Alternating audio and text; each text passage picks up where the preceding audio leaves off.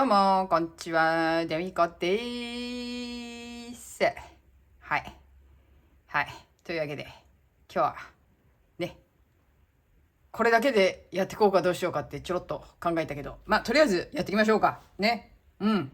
購入品紹介でございますよ。はい。購入品紹介。ちょっとね、今朝ね、行ってまいりました。一っ走りしてきました。一っ走りしてもらいましただ。うん、そう。はい。うちの家人にね、ちょっとしてもらいまして、系統ね、買ってきましたよ。うん、買ってきました。まあ、何を買ってきたかっていうと、まあ、この前編んでた、クッションカバーね、あれの系統が、やっぱり一玉じゃね、足りないの分かって編み始めたんだけど、まあ、ほらね、近所っていうか、最近ちょこちょこあの店行くから、まあ、すぐ買いに行くだろうとなんかね、うん、そう思って、編み始めて。で、今日、だからまた行ったんだよ、だから。まあ、あえてあの店はもう本当に、なんて言うんだろう、毛糸買いに行ったようなもんなんだけどね、今日は。で、ちょっと一走り行ってもらいまして、補充してまいりましたよ。はい。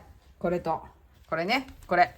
GMC のニッティポップ、この色ですよ。よかったよ、この色あって。他の色ほとんどなくてね、あんまり。うん。で、これがね、3個残ってたかな。でも2個あったら、あと2個あったら足りると思うんで、なのでこれをね、2個追加で買ってきました。白い方はまだたっぷりあるんでね、問題ないんで。これであれですよ、クッションカバーどんどん進められますわ。ね、どんどん進めてささっと終わりにできるよっていうことでね、これをまず買ってきました。そして、その時、前回買ってきた時と同じものをもう一つ買ってきました。はい。これね、追加でね、ビリって破れてんだけど、他のやつはさ、もう一個あったんだよね。もう一個あったんだけど、もう一個のやつはあからさまにもう出ててさ、この糸が繋がってる部分が切れてる部分がね、うん。で、こう繋げてある部分がもうもろ出てたから、じゃあこっちでいいやと思って、ちょっとこれ、パッケージはちょっと破れてんけど、まあ、これ同じの買ってきましたよ。ね。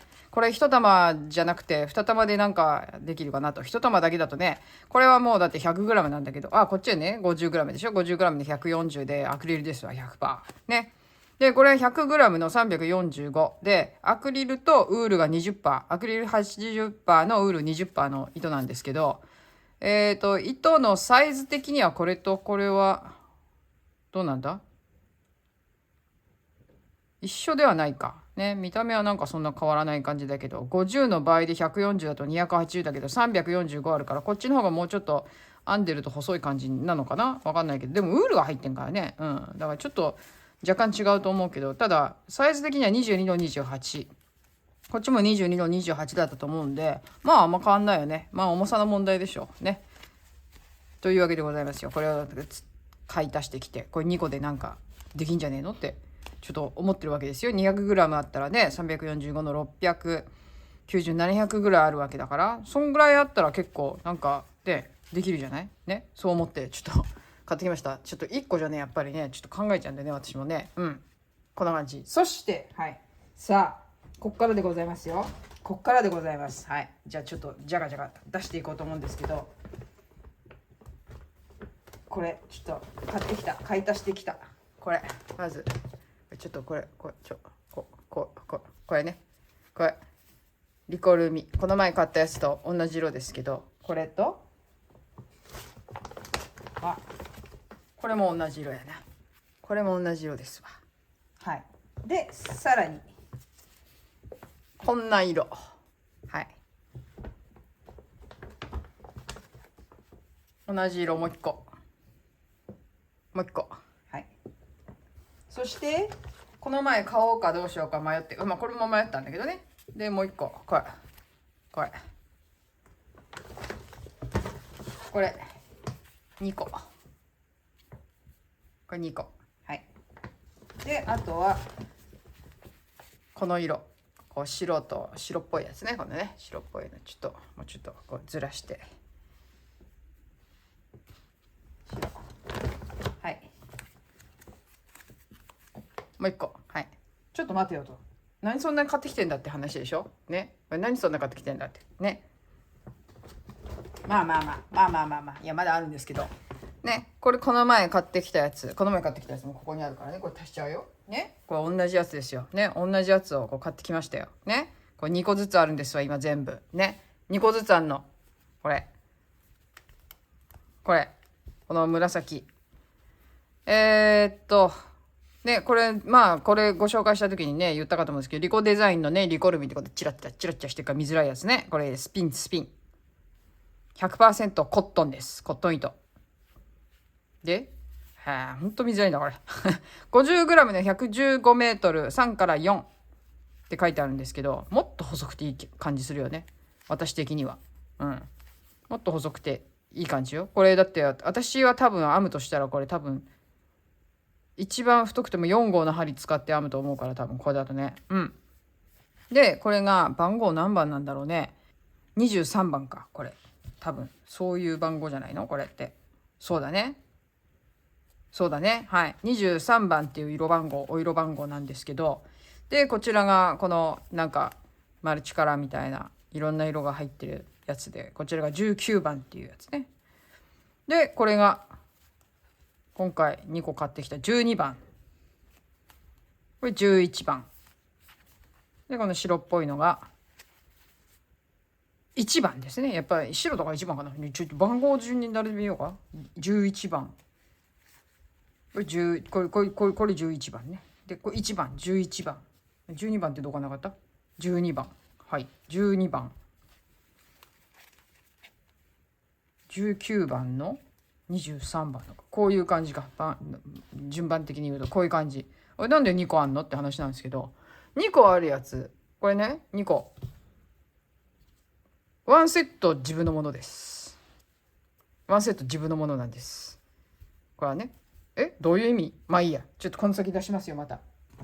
あるんですよ。まだまだ。これちょっと、これちょっと可愛くない？この色ね。17番。まあ私あんまり使わない色ですけど、これ17番ね。17番。そして、これが20番。これも可愛いよね、色的にはね。うん。でもって、さあ、それ以外のもの、まだまだあるんですよ。これがね、これ7番。7番。これは何番だ？これ何番だ？これ14番。これは何番だ？これ10番。おっとっと。これは8番。よし。これ何番だ？これは 2番。これ2番。よし。これで全部。こんなに買ってきました。で、これダブってるのもありますけれども。こんな感じでね、前回買ったのと合わせると、ちょっと、じゃあ、おいら的にまた、こう、並べますわ。1番でしょ？ 2 番だったでしょ？これ何番だった？ 12 番、12番、7番、8番、12、14、これ2番、11番、こうだね。11番、14番、10番、10番。はい、こんな感じ。W はちょっと外しますね。これでね。何やってんだって話だけど、まあ。はい、こんな感じ。はい。で、次が14番、1、2、3、14番、17番、12番、14番、12番。で、20番、19番、で、23番。あ、はい。こんな感じですね。はい。こんな感じ。どう？収まってんの？これ。ちょっとカメラに収まってる。はい。今日、こんだけ買ってまいりました。はい。こんだけ買ってまいりました。で、新たにね、買ってきた。で、今日買ってきた、2つ買ってきたのはこれと、これと、これか。はい。今日買ってきたのはこれ。今日買ってきたのはこれ。ね。これと。このぐらいにしとこうか。はい。これ。いや、これだけなんですけどね、買ってきたのね。いや、でもなんでこんなにコットン糸買ってきたんだっていう話でしょ。ね。これをだからむっちゃ全部使おうと思って別に買ってきたわけじゃないんです。じゃあなんだってこれを、これ自分用ね。これ自分用よ。これは自分用なんだけど、これを今日買ってきた。ここがね、ここは自分用ですよ。ここは自分用。これをね、日本にお持ち帰りしようと思います。はい。はい。というわけでございます。これね、これちょっとね、出します。メルカリに。メルカリに出しますよ。うん。というわけでね、ちょっとね、毛糸集めをね、始めました。はい。始めました。いや、どうかなと思ったのこれ。まだ私実は使ってないからね。どうなのかなと思ったんだけど、でも、すごい可愛いし、私がいつも使っている、なんていうの、コットン糸には、こういう、デグラデの、グラデーションの色っていうかな。うん。そういうのないのよ。ね、単色しかないから。ね、で、グラデーションのやつも欲しいなと思ってて、そう。なので、これはこれでグラデーションのコットン糸っていうことで、日本でも買えなくはないと思いますよ。売ってますよ。買おうと思えば買えますよ。うん。でも、ちょっとね、まあ、せっかくだから、ちょっとこれをね、うん。皆さんになんつうのかな。お分けしようかな。お裾分けしようかななんて思ってね。うん。コットン糸をね、使ってみたい人いたらいいかななんて思って。いや、まあこれをね、どんなセットにしてね、お出ししようかなと思って考えてるんですけど、2コッツにするか3コッツにするか、ね、6個だとちょっと多すぎると思ったんで、まあ2個か3個かずつにしてちょっとお出ししようかななんつってね、思ってまして。そんなわけでちょっと一つずつじっくり見てみたいと思います。はい。で、まず、この白っぽいやつ、ね、ほんのりベージュがあって、この白っぽいやつ。これは、私は自分自身で欲しいなと思って一つ買ったんだけど、それはなんでかって言ったら、こういうなんていうのこう基地系のやつとこうやっぱり合わせて、なんか編みたいなって思ったからね。だからそういう時にすごい重宝すると思うのよ。ね。確かに単色のやつっていうのもあるんだけど、この形じゃなくてもっとちっちゃい普通のコットンのやつね。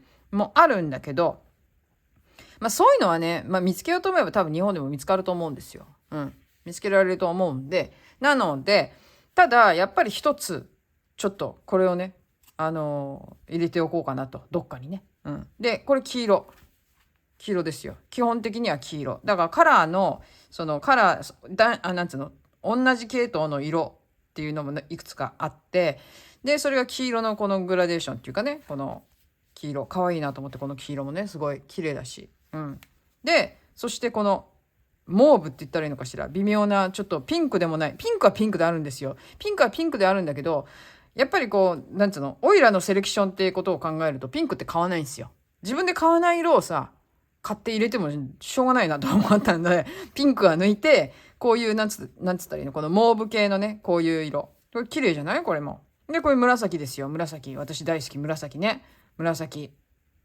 こういう感じ。で、こっちがブルーですよ。ブルー。これも落ち着いたブルーで、その、なんつうの真っ青じゃないじゃないちょっと。ちょっと、あれだよね。ディープブルーっていうか、その、なんつうの海みたいな感じだよね。海の色みたいで。ちょっと綺麗じゃないこれも。これはもう言わずもがな、私の好きそうな色じゃないですか。普通にね。うん。これと。ね。これで、これだってそうですよ。ね。言わずもがな。ね。これだってそうですよ。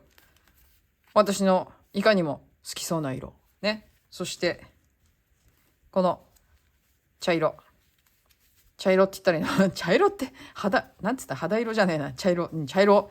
もう、これはこれでまたね、いろいろ組み合わせて使えるじゃないいろんなものにさ、これこうパッと見ただけでもさ、例えばさ、ね、普通のグラデーションこうやってこれとこれとかでも全然いいしさ、で、例えばまあ全然こっちがガラガラ派手でもこれと合わせてもいいしさ、これだって合わなくないと思うしさ、みたいな。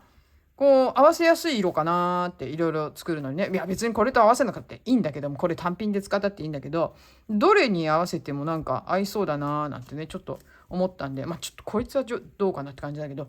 で、これはこれでほら、可愛いじゃないですか、また。色が。パステルの薄いこういうパステル調のやつで。ね。濃い。で、こっちがパステルの濃いみたいな感じじゃないね。これはこれでいいなと思って。で、これもまた可愛い色。ね。ちょっと可愛いじゃないですか。緑と黄色と真ん中こうピンク。でも落ち着いた色。ね。色が落ち着いてるんで。で、これなんかもっと派手な色もあったんだけど、本当はね。うん。で、これはこれでまた私がこの前回買ったやつの好きそうな色でしょね。で、ちょっとこんな感じでね、私的なこうセレクションでこうちょっと色を選んでみたわけです。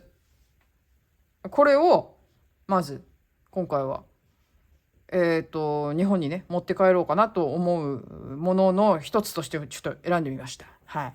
ね。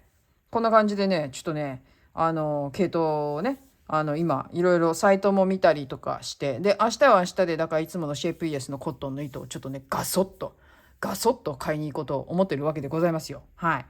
ね、こんな感じで出しますので、予告をね、こういう形で買ってきましたよっつってこうお見せするんで、で、どういう組み合わせにするかっていうのはまだ考えてないけれども、まあ皆さん、あれですわ。もし、欲しいなっていう方がいらっしゃったらちょっと目星つけといて、ちょっと狙ってみてください。はい。はい。ただ、どんな組み合わせでいくかわかりませんよ。ちょっと私の頭で考えた組み合わせで、多分これは3個ずつになるんじゃないかなっていう感じなんで、うん。3個ずつ、2個ずつ、2個ずつにしようかな、3個ずつにしようかな。多くの人がね、これ使ってみたいっていうんであれば2個ずつでもいいかと思うんですけれども、まあ2個か3個かちょっとわかりませんが、うん。そんな感じで、ちょっと組み合わせをね、いろいろ自分の中で、考えて、うん。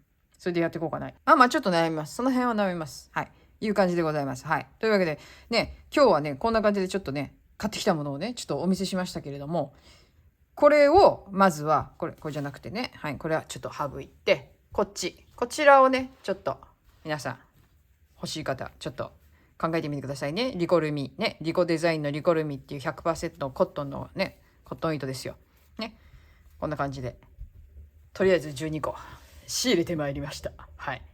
いや、うちの近所のその店っていうのが、これの定価よりもほんのり安く売ってんのよ。ほんのり安く。うん。で、いろいろサイト見て安いサイトもあるんだけどさ、安いサイトを見てもさ、結局送料かかっちゃったりするわけ。で、送料を考えるとちょっとね、あれなんだわ、ちょっと高い感じになっちゃうんで、今回は若干安い近所の店で送料なしで買えば、まあいくらか安い。いくらか安いっていうことでね。まあ鼻くそ程度ですけれども、まあこんな感じでね。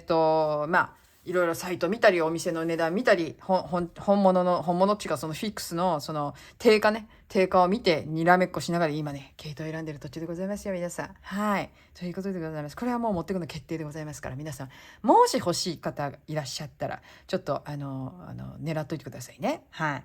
はい。というわけでございます。まあ、こうやってね、買ってきて揃えちゃうと、私全部使いたいなっていう気になっちゃうんだけど、まあ、これは一応持ってきますよ。で、こう、残りの私、まあ自分でほら、あと、こうね、ダブルであるやつなんか私のやつなわけだから、ね、5個持ってるわけだから、そんなに欲張るなって話でね。で、これをちょっとね、近いうちにこれ使ってみて、その感想なんかもね、ちょっとね、あれしたいかなと思うんですけども、言いたいかなと思うんですけど、何作ろうかなと思ってるのはもう決まってるわけですよ。で、それはそれで作ったらね、またもしかしたらメルカリに出すかもしれないよ。わかんないけどね。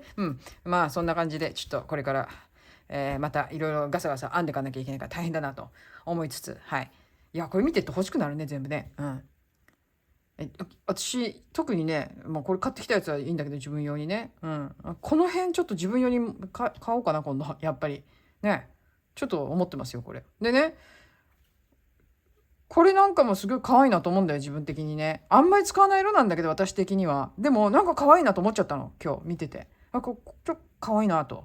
で、これもさ、やっぱりさ、なんか、めったに使わないさ、私こういうの。でもね、可愛いなって思ったから、これ多分欲しい人結構いるんじゃないかなと思って、この手のやつってね、やっぱり可愛いからさ。で、こういう、なんていうの、こういろんなマルチカラーのね、こういういろんな色が入ってるやつでもっとどぎつい色とかもあったんだけど、まあ絶対私的には使わない色だから、可愛いとも思わないって言ったらおかしいな。言い方が悪いんだけど、可愛いとも思わないっていうか、あんまりなんて言うんだろうな、何に使おうかなって考えた時にちょっと難しいかなと。思ってね、それだけあってもちょっとわかんないんで、私的にはね。まあ、そういうの好きな人もいるかもしれないけど、まあ一応デミコセレクションですから、はい。デミコセレクションなので、私の好みのカラーを選んでるっていうことでよろしくお願いしますっていうわけでございます。はい。はい。さあ、じゃあ、購入品紹介はこのぐらいにしといてね。購入品紹介はこのぐらいにしといて、片付けか。ね、片付けて。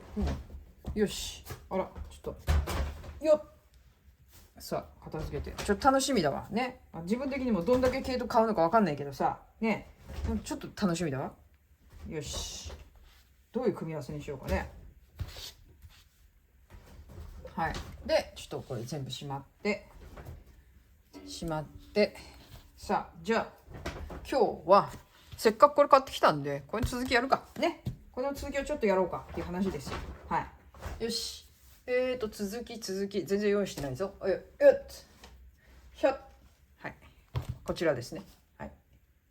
ですね。今回は、だから、なんていうの編み図をね、こういうんですっていうのを公開しないまま、そのまま、じゃかじゃか、ただ編んでるだけなんですけれども、一応ね、ご要望としてその編み図を公開してほしいっていうのも、まあ中にはございますんでね、やっぱり編み図を公開というよりも、まあ一つずつちょっとパターンをなんていうのかな、どういう形で公開しようかなって今考えてるんだけどな。どうしようかね。どういう形で公開しようかな。あら、ちょっとやばい、いっぱい出てきちゃうかもしれないけど、ちょっとこの紺色っぽいのが出てほしいんだけどな、端っこな。ね、ちょっとあれ、ちょっとやっぱこの真ん中のこの帯を取らないとダメかしらね。ね、ちょっと普段は外すんだけど、ちょっと横着したからちょっと外すわね。外して、あ、やべえな、一回ぐしゃぐしゃしちゃったから出ないかもしれない。まあいいか。はいはい、戻してはい戻して、はい。で端っこさらに端っこ、あった、緑だわね。これをね普通につなげて、はい、普通につなげました、そのまま。はい、でこれでちょっとやっていこうと思うんですけど、はい、おもむろに編み始めましたけれども、そのパターンをね、どうやって紹介していこうかなって思ったんですけど、あんまりね、違うパターンをいっぱいダーッとご紹介してもしょうがないと思うんで、しょうがないっていうのは、なんて言うんだろう、とっちらかっちゃうような感じになっちゃうかもしれないんで、ですね、前回、これを編み始めた時にお見せした、PC の下に敷いたやつね、敷いたマットって言ったらいいのかな。あれをやろうかな。あれをやるか、それとも、パターンごとに、ちょっと何種類かご紹介するか、今までやってたような、その、パターンの動画今まで撮ってたじゃないですか。ね。あんな感じで、一つずつご紹介するか、どっちのがいいんだろうと。ね、一気に何種類かバーっといくのがいいのか、それとも、ね、何種類かのものを1回ずつ、1枚ずつね、1枚ずつっていうか、一つずつ、何回かに分けて、何種類か、まあ10種類だったら10種類ぐらいをね、10回に分けてご紹介する方がいいのか、ちょっとどっちのがいいかなと思ってましてね。その辺ちょっと今考えてますけど、やっぱいくつかね、ご紹介して、それを皆さん組み合わせて編んでもらえたらいいかなとも思いますんでね。さて、その話はまあいいとして、私今朝久々にちょっとボケーっとインスタグラムを眺めてましてね。でそれでなんかおすすめでいろいろ出てくるじゃないですか、動画でね。でたまたま今日はなんかマイケルが出てきたんです。であらマイケル・ジャクソンと思って見ちゃったら、やばいんだよね、マイケルはさ、やばいんだよね。見始めると止まんねえんだわ。見始めると止まんないんだわ、マイケル。ほんと困っちゃうんだよね、マイケル出てきちゃうと。もうなんか見あさっちゃうんだよね、マイケル。だってかっこいいからさ、やっぱりさ見てるとさ。でなんかまあ私の好きなマイケルの歌ってやっぱあったりするんですけれども、皆さんはマイケル・ジャクソンお聴きになります？お聴きになる方は何が一番好きですか？マイケルの曲のどの曲が一番好きです？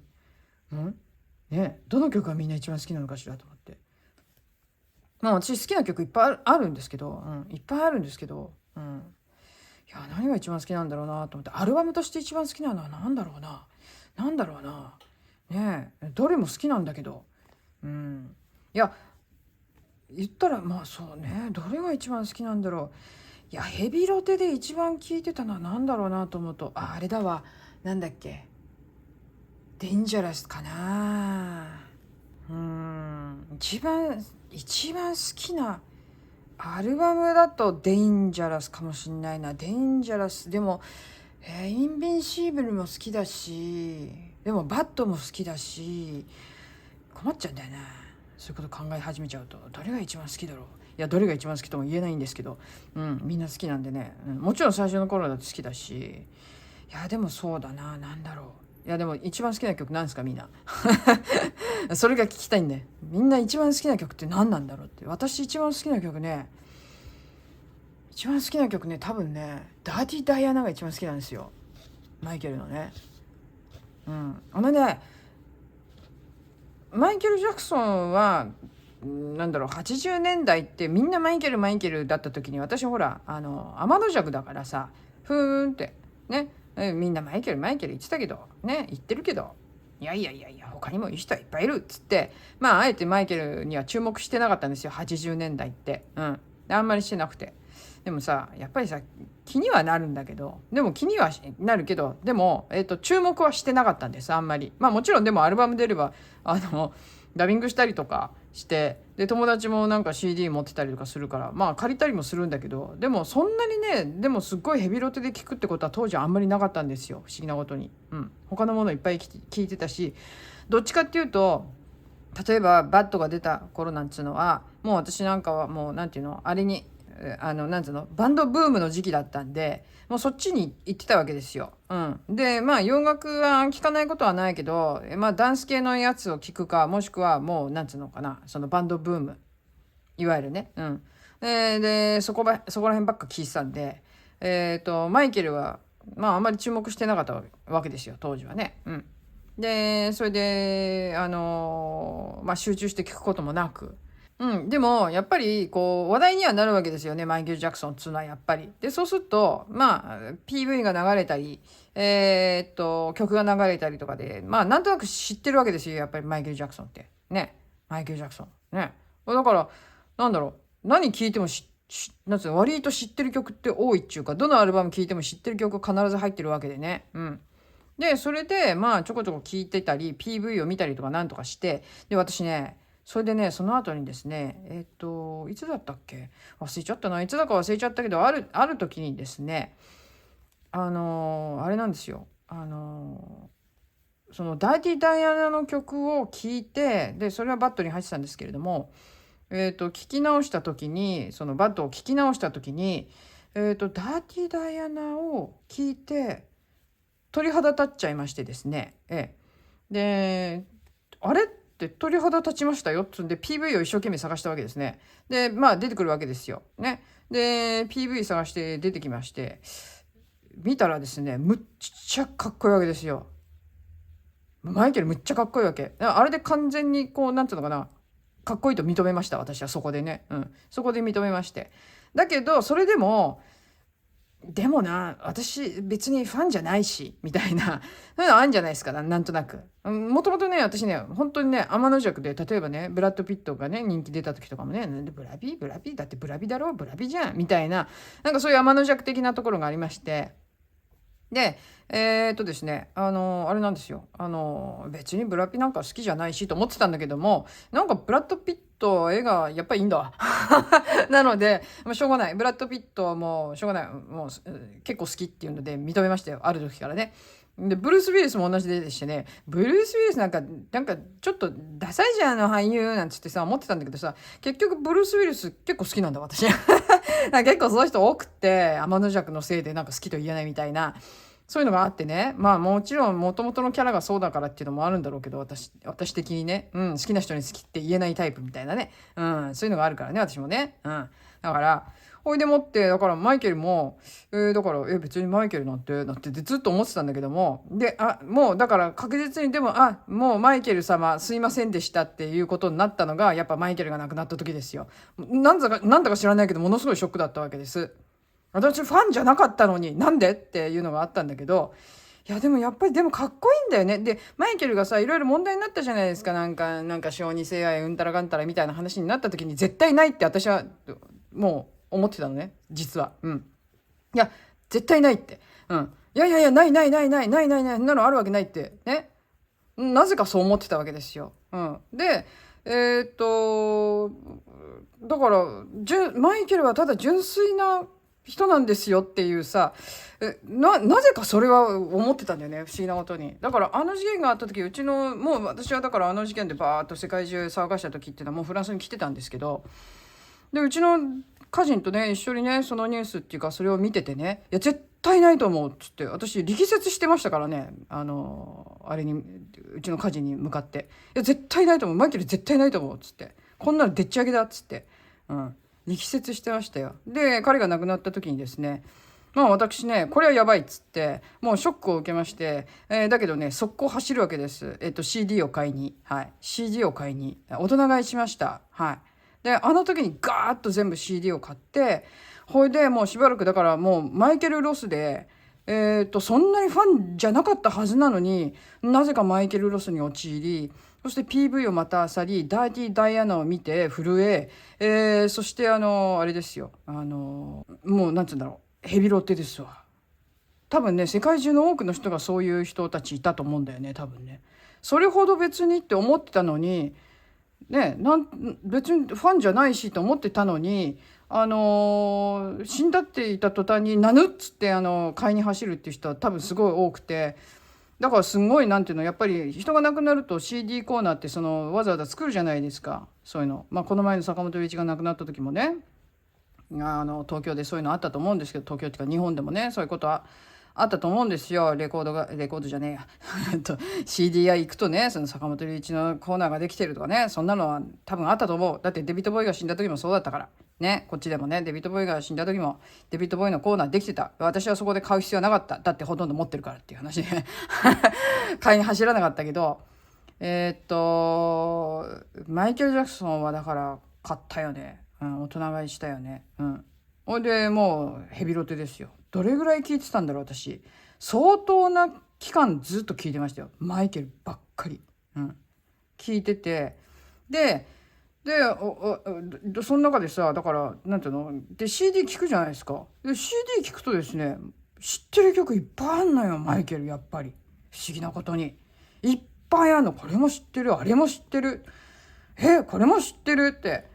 なんかどの CD 買ってもね、アルバムを買っても聴いてて面白いわけですよ。だって知ってる曲ばっかだからなんだ結局私マイケルちゃんと聴いてたんじゃんみたいな、割と聴いてたんじゃんみたいな感じですよね。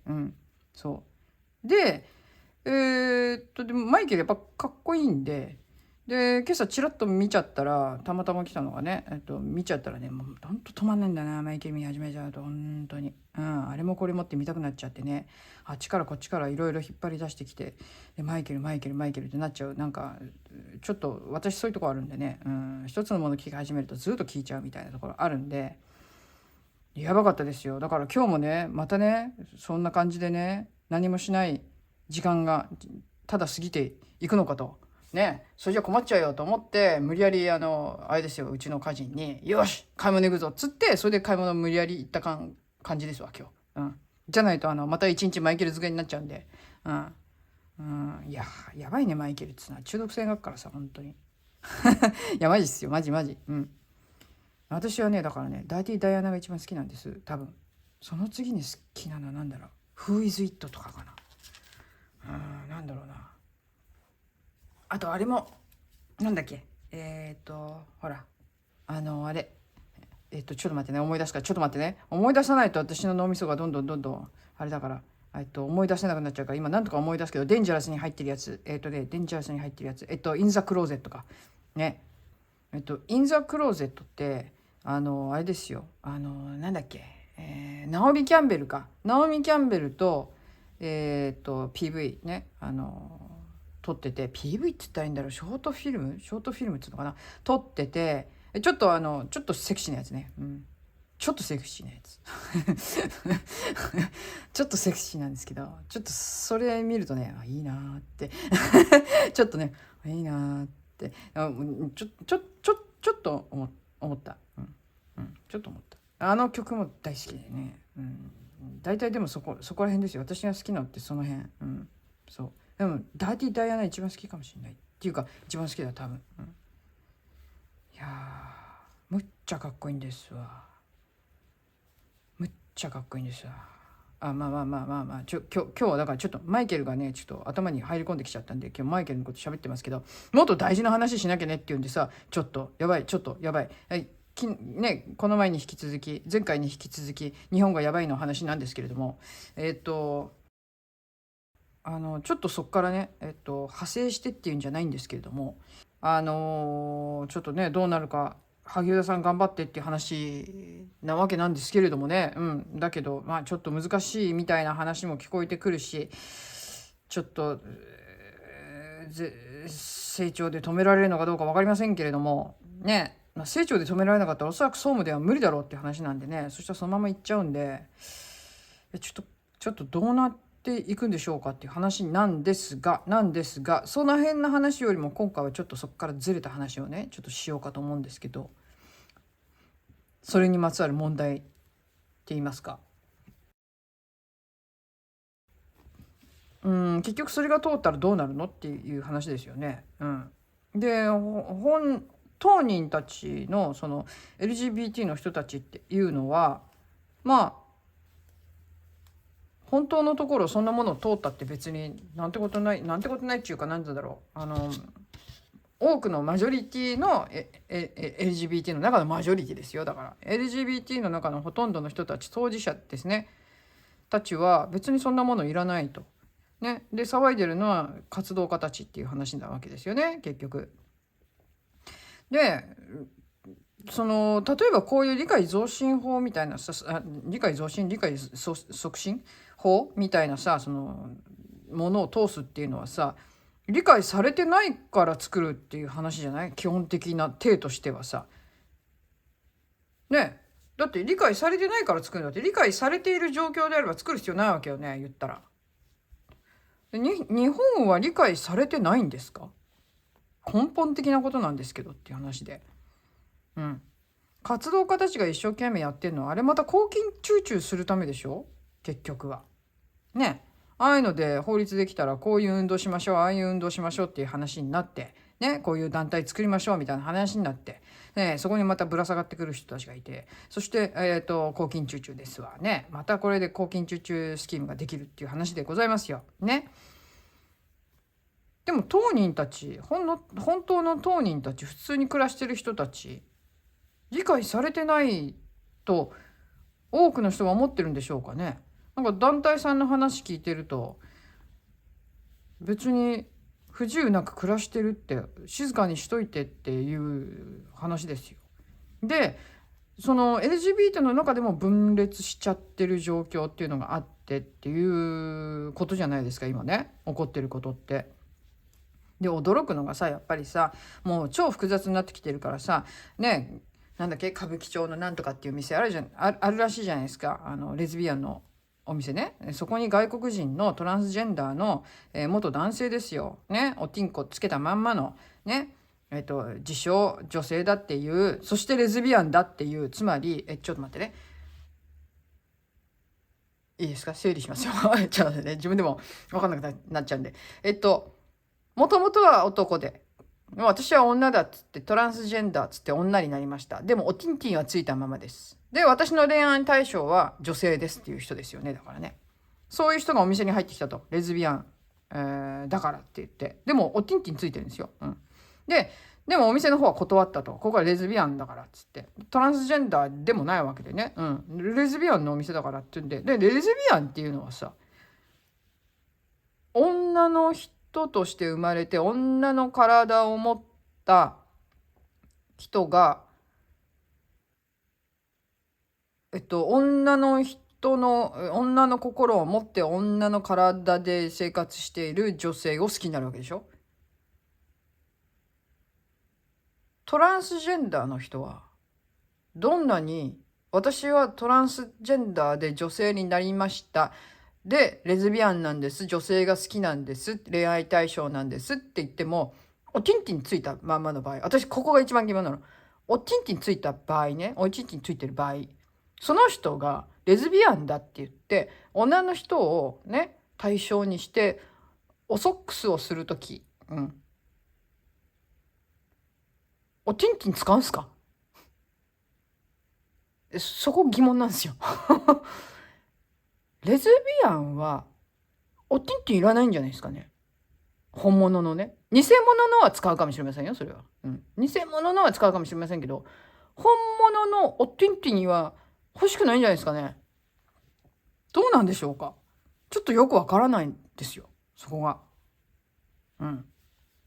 で、もしだからなんていうの、心も体も女性な人が好きなのがレズビアンだという定義であれば、トランスの人はレズビアンのお店入っちゃいけないよね、やっぱりどう考えてもね。おティンティン持ったままだったら。それ取っちゃってるんだったらまだしも。私は女性でいたいんだ。だけど恋愛対象は女性なんだっていう時に、おティンティン持ってて、おソックスする時には、おティンティン使えますっていう人だったら、それは男だよね。違う違うんすかね。ちょっと待って。そういう複雑なことが OK になっちゃうわけでしょ今。だからそういうトランスジェンダーの人たちっていうさ、そのジャンルは別だったのが今そういう例えばレズビアンっていうところにじゃあこれから入っていけるようになっちゃうんすよっていう話じゃないですか。私は女性なんだって言い張ったらおティンティンついてても女性が恋愛の対象ですって言った場合にって当の本物のレズビアンの人たちは困っちゃいませんかね。そういう人は対象じゃないでしょ。だってレズビアンの人にとってみたら多分。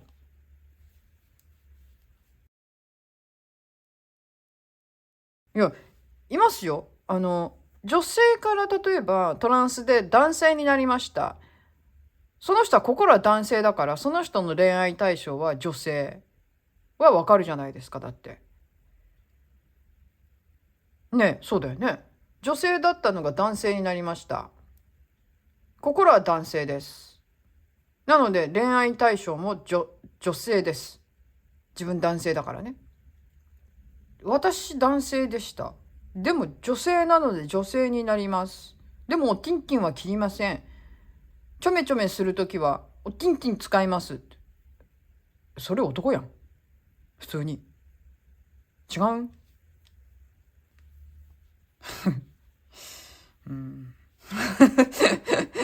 うん。問題なのはさ、LGBT の当人じゃないんだよ、本当はね。うん、言ったら。その LGBT と称してっていうかさ、そういうものを隠れみのにして、自分の欲望を満たそうとする人たちがいるっていうのはそこが問題なわけでしょ一番。だから女子トイレ云々もそうじゃん。結局本当のトランスの人たちはさ、別に何の問題もないわけよ。本物の人たちは。だって何も悪さしないわけだから。そういう人たちはたとえ本当になんていうの、トランスジェンダーの人で女性の心を持ってて、でもまだ手術してないからティンティンついてるんですっていう人が女性トイレ入ってきても何の問題もないわけよ。本当にトランスで女性だったらね、心が。だって女の人に興味ないわけだから。普通に考えたらそういうところで例えばなんだ、ちょっと覗いちゃおうとかさそういうのないわけよね。うん。だからそういうのは問題ないのよ。だから本物のトランスの人は問題ないのよ。だけど問題なのはそれを隠れ蓑にして利用してなんかしてやろうという、まがいものって言いますか、偽物トランスジェンダーが問題なわけじゃないですか結局。でもそんなことは起きないんだとかって言ってる人、政治家にもそう言っていうか稲田とかそういうふうに言ってるわけでしょ。岩やんとかね、そういうこと言ってるわけよね。そんなことは起きないんだって。いや何言っちゃってんのって。で実際に起きてんじゃんって。それがなんで日本で起きないって言えるのっていう話じゃないですか。だってね、銭湯行って女風呂入ってトランスジェンダーですっつって、お天気につけたままの人が入ってきて、その人が例えば恋愛対象が本当に男でね、トランスジェンダーで女ですっていう人が恋愛対象が男で女に対してはおティンティン反応しませんって、おティンティンまだついてる人がだよ入ってきて、女に対してはおティンティン反応しませんっていう人だったらいいよ。本当に心が女なんだからさ。そしたらおティンティンって反応しないわけじゃん、女の人に対して。でもこれもし女風呂でトランスですって言って入ってきて、でもおティンティンちょっとかなって話になったらさ、だって私対象が女性なんです、トランス女性なんですけど恋愛対象女性なんです、でもティンティン切ってないんです、だから銭湯とかお風呂とか行って女性の体見るとティンティンっていうのはさ、ちょっとそれが起こるってことですよ。でもそれがあっても追い出せないっていうことですよ。ちょっとえさ困るわ。いや、混浴だったらまだいいけど、混浴だったらいいけど、女子風呂でそれは困るよね。どう考えてもね。なんだろうな、日本のこの法案を推し進めようとしている人の頭の中っていうのはどうなってるのか知らないけど、マジョリティである多くの人たち、大体ね LGBT って5%ぐらいなんですって、人口的に言うと。だから結構いるんだよね、やっぱりね、言ったらね。だからまあ LGBT ってほらまとめてるから、それは全部合わせたら結構な数いるんだと思うんですよ、やっぱり。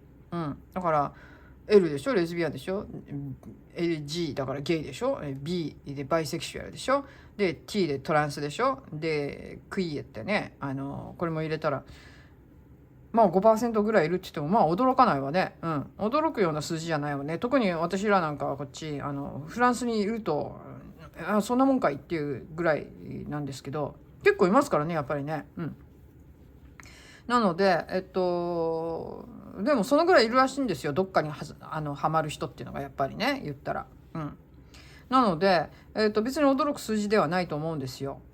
そこに乗じてそれを、利用して、悪巧みをしようという人たちが出てきたって当然じゃないですか。なんで日本はいつも性善説で語るんでしょうね。そんなことする人はいない、そんなことするわけ、そういうことになるわけがないみたいな。政治家がさ、それだと本当困るんだよね。性善説でもの語られてもさ、そういう世の中じゃなくなっちゃってるっていうか、日本人が日本の中で日本人だけで暮らしてるんだったらまだしも、まあそれだって問題ありますけど、そういったね、だって痴漢とかさ、トイレにカメラ仕掛けたりとかね、隠しカメラだったり盗撮だったりっていうのはもう昔からあるわけだから、日本だって。でそれがさ、結局だからさ、この法律ができることでそれを仕掛ける人がいても止めることできないってことになっちゃうわけですよね。男の人が堂々と入ってきてさ、カメラ持ってたってさ、私女ですからって言われたらもうそれでおしまいなわけですよ。でそんなことないって本当に思ってるんですかね、これ進めてる政治家は。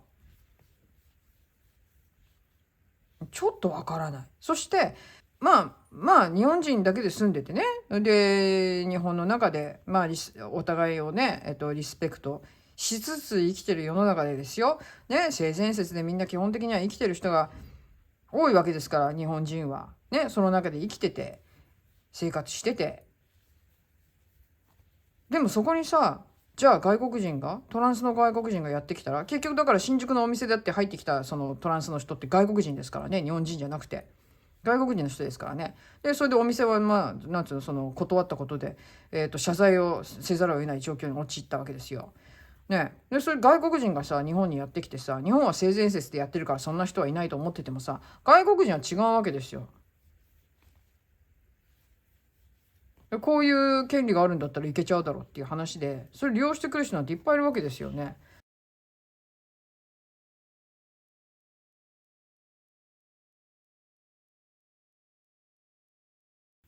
なんでなんだろう、そういうこういうことがあるかもしれないっていうさ、っていうかもう前例がさ、世界にいろいろあるっていうのにさ、それに目をつぶって日本はないんだっていうさ、なんで日本ではないって言えるわけっていうね。本当頭おかしいと思っちゃうよね。いやー変な世の中ですわ、本当に。なんかもうあれだわ。女はもうこれで危機にさらされますぜ、本当に。女の人権っていうか女の安全はどこへ。つまり、今まで、各、鉄道会社がね、頑張って、痴漢を減らすためにね、痴漢を減らすって言いますか、そういう痴漢に遭う夏の女性のね、その被害者を減らすために女性専用車両っていうのを作りましたよね。だから意味なくなるってことですよ。だから女性車両なんて何の意味もなくなるってことですよ。だから普通に男が乗ってくるって話ですよ。ね、痴漢したい人が。俺は女なんだっつってね、心は私は女なんだって言って乗ってきて、もうね痴漢しまくりになりますよ、そんなの。だって女ばっかなんだから、基本的に女に囲まれて幸せって、痴漢なんかしなくたって、もうほんと女の中に囲まれて幸せって言って言っちゃう人。女性専用車両意味なくなるからね。女性専用って今まであったものがね、何の意味も持たなくなるわけですよ。今まで頑張って女性の権利ね、女性の安心と安全って言って一生懸命守ろうとしてきたもの、一生懸命やってきたじゃないですか。女性専用車両っていうのを進めたのは一体誰なんですかね。まさかこの LGBT 進めてる人たちと同じ人たちじゃないでしょうねっていう。結局この話すると私もちょっとあれだな、やっぱりこうなんだろうな、ちょっと憤っちゃうわね、やっぱり。だってさ、いや私はさ別にさ、なんだろう、必要以上に女を守る必要もないと思ってるの実はね。だって男だって守られたいと思うんだよ。でも女って言ってさ、男がないがしろにされるのも困っちゃうわけよね。男にとってみればかわいそうじゃない。男だって、だってそんなんでさ、女ばっかり保護されてさ、男だって疲れてんのにさ、かわいそうに。ねえ。女って、今もう逆差別状態じゃない。だって男を虐げられちゃってかわいそうに本当に。あんまりだから女をね、女っつってさ持ち上げるのもどうかと思うんだよね、私的にはね。でもまあ現状としてね、その女専用とかって一生懸命やってきたね、今までやってきた人たち、まさかよもやその人たちが LGBT を進めてるわけではないよね。まあでもあれじゃないですか、別にあれじゃないですか、いいんじゃないですか。今やんなんてだってさ、あの人さ別府なんだからさ、あの人大分の選手で別府抱えてんだからさ、別府温泉がさ、あれですよ、客来なくなったらこれのせいでね、客来なくなったらあれだわ、もう岩やん落とすしかないからね。この法案を推し進めてる岩やんは地元のために、なるようなことをしてないっていうことになりますからね。あれじゃないですか、やっぱりお風呂とか、お風呂っていうか温泉とかは客減るんじゃないですかね。どうなんですかね。いや、私はね、基本的にね、混浴とかまあ普通に入れる人なんでいいんですけど、混浴だったら別にいいんですけど、女子風呂に入るっていうのとまた違うからね。女子風呂に入ってきたらどう考えてもやっぱり嫌だよね。やっぱ嫌だよね。しかも混浴っていうのはさ、ある程度やっぱりさ、友達とかと一緒に行ってて一人で混浴入ることないですからね、やっぱりね。いや、いますよ、一人で混浴入ってくる人って。男の人でも女の人でも多分いると思うんだけど、でもね、男の人なんかね、私混浴風呂に行った時にね、友達と行ってて、まあ、一緒に入ってて、行ったらね、おっさんが一人で入ってきたんですよ、やっぱり。入ってきたの、おっさんが。でも普通に、なんだろう、その人はなんて言ったらいいんだろうな、ただ入ってきてお風呂入るだけっていう感じで、逆にだから女がいてびっくりしてたっていうか、すいませんみたいないや混浴ですからって言って別に混浴分かって入ってるんでっつって、でそこはさ、すごいさ、露天風呂だったの。露天風呂で海がバーッと見える露天風呂で、景色がいいわけよ、すっごい。そこ混浴やってたわけよ。でそれで男の人なんか入ってきて、そしたらまさか女がいると思わなかったんだろうね、あれきっとね。でもあれがいいから、景色がいいから、多分あそこを常に多分使ってる人だと思うんだよね、雰囲気的に。なんとなくそんな感じがしたんで、で常連さんっぽい感じ。で男の人が一人入ってきて、でビクってしててビクってしてて、うっつって。でだからもうかわいそうに、なんか私ら友達でキャッキャッキャッキャッキャッキャッキャッキャしながらお風呂入ってるところを、彼はあれだよ、一人でそそくさと長居せずに体流して、普通に湯船の端っこの方で使ってそそくさと出ていきましたわかわいそうに、逆に。まあそんなこんなでね、私はそういう経験ももちろんありますけれども、混浴っていうのはね。だけどだから普通そんなもんですよね、混浴っつったってね。そんなじろじろ見る人なんてそういませんよ、混浴行ったって。普通に男の人が一人で入ってきたって、そのじっとと女の人をじろじろ見てなんていう人はいませんよ。基本的にはね。だってそういう文化でしたから。日本でなんで混浴があったかって、混浴入ったって男子は女子の体じろじろ見てはいけませんっていうの、そういう道徳のもとにあったものでねっていう話で、実はね、まあチラ見ぐらいしますけどね、きっとね、チラッチラッとは見るけどじっととは見ないね。こうじーっと見ていやらしい目で見るなんちゅう、そういう国民性ではなかったわけでね、日本はね。だからまあ混浴っていうのがあってっていう話なんですけど、いやちょっとね、混浴と違うからね本当に。混浴はだって分かって入ってるじゃん、混浴って。女子風呂は女子風呂だからね。男子風呂は男子風呂だって。男子だってさ、ある意味女子がさ入ってきたらだよ、もしそういう私は男なんだっつって言って女の体のまんま男風呂入ってきたらさ、いやそれはラッキーって思う人もいるのかもしれないんだけれども、困る人だっているよね。男だって嫌だっていう人いくらでもいると思うんだけど、どうなんでしょう。いやどうなってくのかな。いや風呂とトイレの話ばっかしてんけどさ、このことに関してはさ、でもそこがやっぱり一番問題になってくるもんね。結局はだって自分のその一番なんて言ったらいいのかな、そのプライベートな部分をささらけ出す場所なわけじゃない、トイレとお風呂って。だからこそ問題になるわけよね、こうやってね。やっぱり一番プライベートな部分をそんな無防備、要はだから無防備になってる場所ね、無防備にならざるを得ない場所にそうやってまあ言ったらその危険分子といいますかっていうのが入り込んでるっていうことに関する危機感っていうのをさ、やっぱりさ、そういうのはちょっとね持てないんですかね、政治家の人たちは。これを推し進めてる人たちは。ちなみに今回、自民党の部会で反対多数だったのに無理やり党首っていうか、部会長一任っていう話に無理やりして、それで部会長で承認を得たっていう稲田は嘘をついてるわけですよね。承認じゃないだろうってね、怒号の中で反対多数で無理やり終わりにしたんじゃないかっていう話じゃないですか。でそれであとじゃあ他の政党はどうなのっつったら、どういうなんつうの意見表明をしてるのかって言ったら、党として反対してるのは参政党のみ、それ以外は賛成なわけですよ。国民民主にしろ立憲にしろ。立憲はある意味反対なんですよね。でもね、では生ぬるいって言ってるわけですよ。もっと厳しくしろって言ってるわけよね、立憲の場合は。だからなので論外なんですけど、で維新も賛成、そして公明はもちろん賛成だ。そこに問題があるのよね。だから要はさ、自民党でさ反対反対って声を上げてる人ってほとんどが参議院なんですよね。私それ見てすぐ思った。うわ参議院ばっかじゃんって。もうそれ見た途端にすぐ分かるよ。だって公明党がさ OK って言ってるってことはさね、公明党通したいって言ってるってことはさ、衆議院の人が反対の声をあんまり上げないっていうのはもうもろバレじゃん。だってなんで反対の声を上げないのか。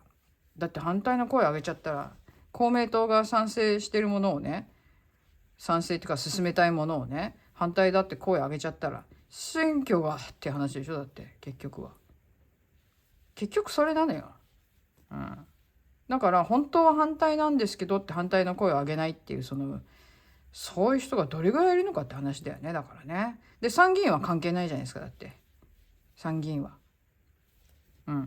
なので声を上げられるんですよね、参議院の人はね。選挙関係ないから。だから衆議院の人たちは声が上がってないっていうのはもうそこですよ。もう選挙ですよ。もうそれだけ。多くの女性のその安心安全を守るよりも自分の選挙っていうかね、自分のそのなんていうの、議員としての議席を守ることの方が大事っていうさね。本当だから一番政治家にしちゃいけない人じゃないですか、そういうのって。国民のために働かない、自分のために働いてるだけじゃないですか、そんなの。だから今回のこの法案に対してまず賛成してる人たち、この人たちはまああれだわ、政治家としてはまあもう失格だわ本当に。